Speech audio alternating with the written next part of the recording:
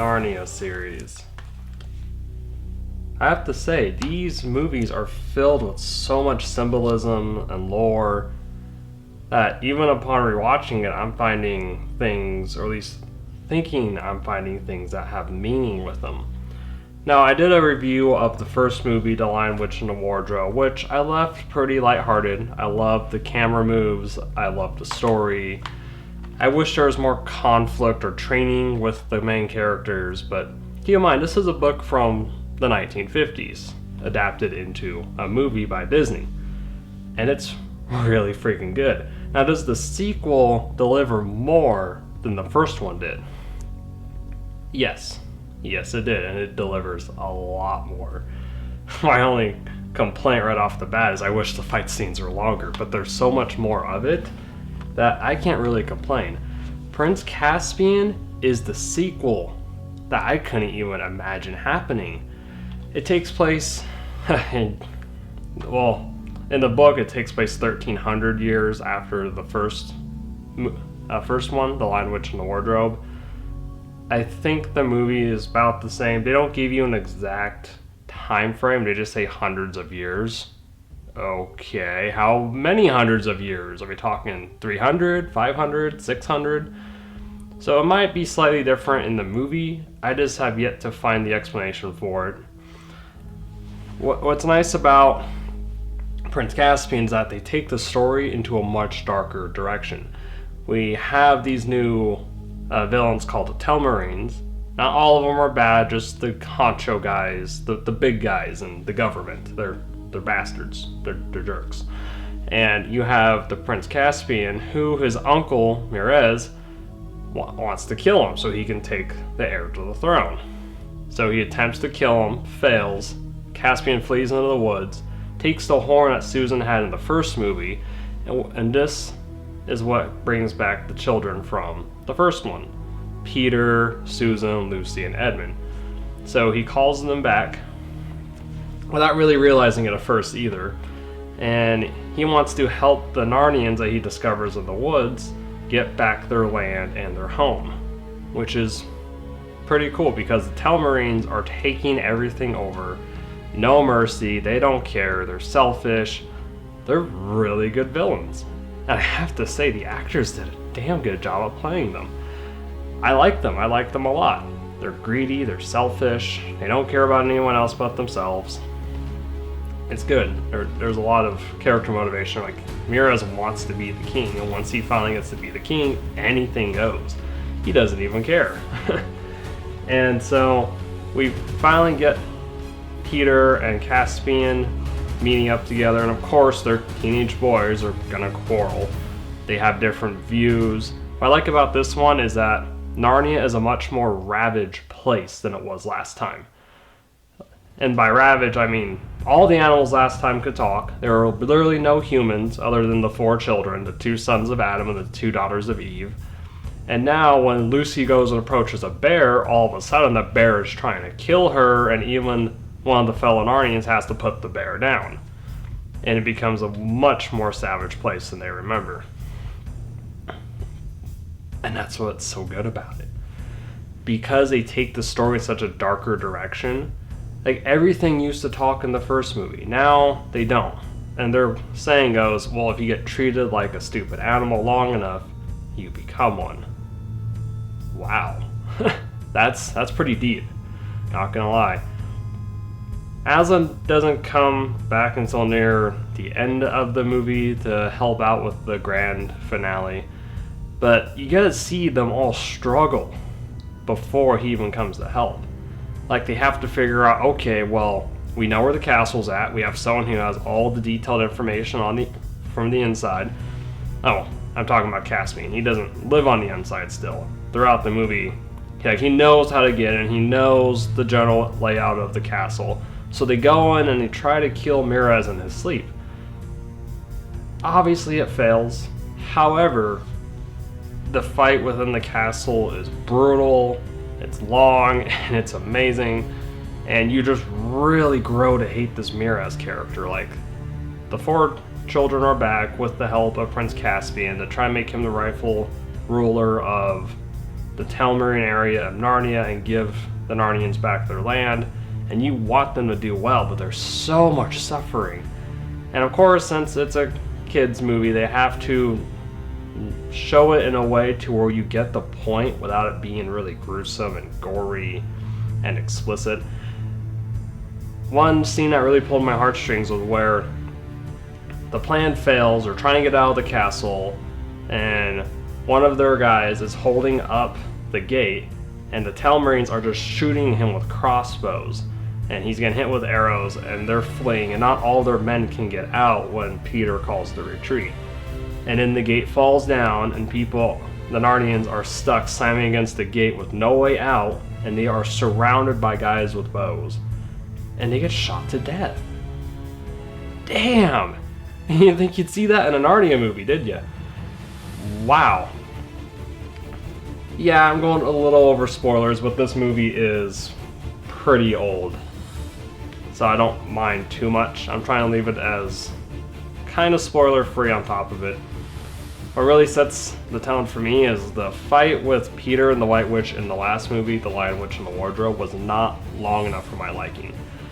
I really wished it was longer. It was so short. It was so good, but it was short is the problem. You know, the battle was a little bit longer together. Here you have the duel between Caspian and Peter. Granted, it's short. But then you have the castle battle, and then you have the fight between Peter and King Moriz. Well, King Peter, of course. And then you have the finale fight, which gives everyone the screen time you wanted. Finally. Granted, not so much Lucy. You can't expect Lucy to fight. Come on, guys. But you see Edmund wielding two swords, and he is cutting through guys. You see the new Narnians that you get introduced to this movie using bows and their knives, and the little mouse with the sword. I already forget his name. But then Susan especially gets a lot of screen time, and she's a hell of a badass. She'll take her bow, she'll shoot a couple guys, one gets close with the sword, and she'll turn and hit him across the face with the bow, and turn and smack another one right next to her that's coming in. Damn! And then Peter, he kicks a lot more too. He'll block someone's sword, and he'll kick them down the stairs, or he'll take the hilt of his sword and punch the guy in the face with it. Wow. Now, before I get too carried away with how much I like the choreography and all the fight scenes and the cinematography of it all, the fight with King Moriz and King Peter to settle like who gets the land, and if Peter wins, the Narnians get it back, and if Moriz wins, he gets to kill Peter and take everything for himself. That fight is nice. Like, not just nice. They put a camera inside of the shield as they're fighting, and so it feels like you're really there and you're bashing the other person in the face with it. You're seeing the pain of that shield bash right to their face. And you start with their helmets on, their swords and shields, and then finally they end up losing this, like the shields, and then they have just the swords, and finally gets to the point where it's just their hands, and it's a brawl. Short as it may be for just the hand-to-hand stuff, it's amazing. Like, you see them covered in sweat, they are injured, they're fighting, they're going to the death. There is no mercy.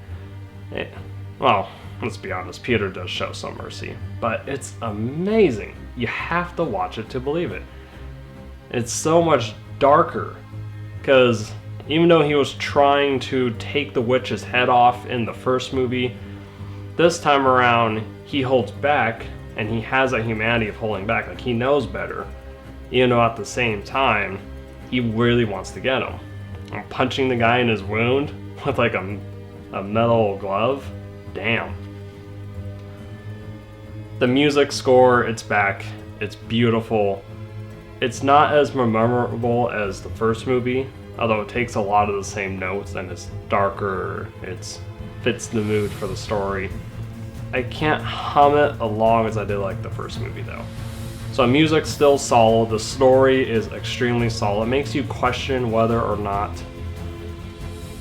this land that they keep going to, this land of Narnia, is Narnia the same world that they are in today, but way back in the past. Like thousands, if not millions of years in the past. It makes you question those kind of things. I want to go back and finish reading all the books now. Because Narnia seems like it's evolving into the land of today that you and I live in right now. Starts off with just the animals, just the dinosaurs. You get a few humans in there, and then the corruption of the humans that come in later, they come in and they ruin things, and then you have to destroy the land, and then you have to renew it. And then it starts to evolve, and after all this war and bloodshed, it turns into what it is, more or less, the world of today. I mean, it's constantly going through changes. But it makes you question those kinds of things. And I'm not trying to reference a lot of religious or biblical stuff, because I don't want to go down that road. But I can see why there was such a controversy about this children's book series from England back in the 1950s. They didn't like it. It was a bit controversial when you start thinking about all the symbolism and meanings. And it's amazing. Now, I did touch a little bit in spoilers because the movie is quite old, but trust me, you have to see it for yourself. The camera work's spot on, the cinematography is spot on, the choreography is 10 times better than the last one. The mood is darker, there's so much conflict between the characters within themselves, with Peter battling Caspian, and then the characters have evolved and they got more mature and they are fighting to the death, and the stakes are so much higher.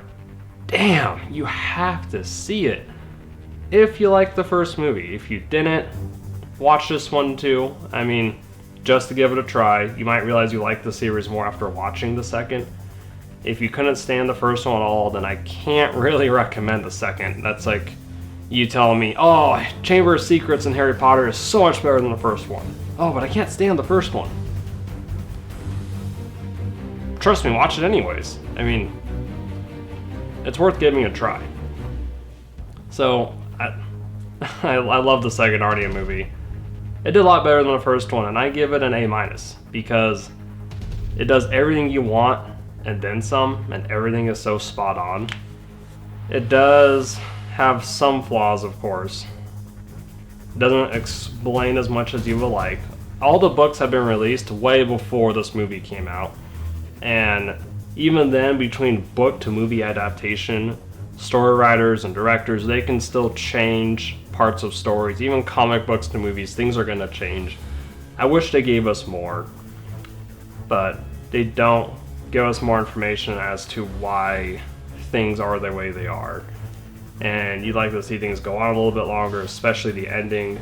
But you know what? That's okay. Give it a watch. Prince Caspian is one of my favorite movies of all time, and I have a lot of favorite movies, but this is one of them. And as a set, these two are great. Now, of course, they made a third one. Dawn of the Voyage Treader, I believe. Something along those lines. I have to go look it up again. But Disney did make 3 of them, and then they cut it off completely, which is sad, but that's just how it is. These 2 movies together are worth watching, and if you like these a lot, then I'd say give the third one a watch too. However, the third one is not nearly as good as these 2. Mainly because it takes it into more of a lighthearted role. It's not as serious. These 2 together are my favorites. And sadly, Disney stopped making movies after the first 3. And they should make more. I mean, the lore is amazing the more and more you think about it. And that's how a movie should be. If you can think about it after you're done watching it a lot, you did a damn good job. You love the story, you like the characters, you want to see where things are going, and you want to see more. Boom, you just made a perfect movie. And by perfect, I mean something that elicits the emotional response for the viewer. Now, not every movie that is made is really, really good. I know I've been reviewing just the ones I like. But hey, if there are some movies you want me to review, of course in this kind of format, it's the easiest to do without having to deal with copyright issues. Put a comment in the comment section below, message me, be sure to subscribe for more unscripted movie reviews and discussions, and I can even do follow videos of this one so I can talk about a lot of stuff that you guys can bring up and add to the conversation of the videos. So that being said, share, like, subscribe, and I'll see you next time. Have a good one.